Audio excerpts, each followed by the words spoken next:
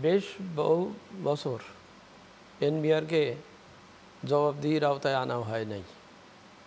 আমি ভালো করে দেখতে পাচ্ছি অর্থনীতিতে কর দেওয়ার লোক আছে, করযোগ্য আয় আছে, কিন্তু সেগুলো নেওয়া হচ্ছে না।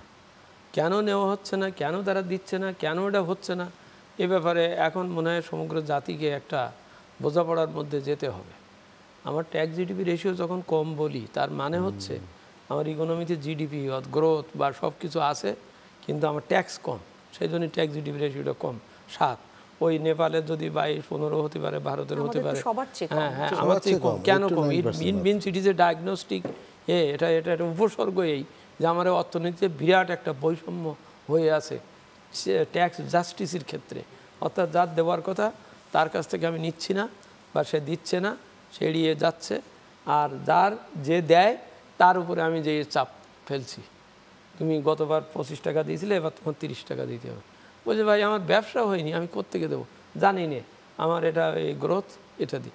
অর্থাৎ গ্রোথ যেটা দেওয়া হয় এটা সে যেয়ে চাপটা ফেলে ওই এর উপরে, যে দেয় তার উপরে চাওয়া হচ্ছে।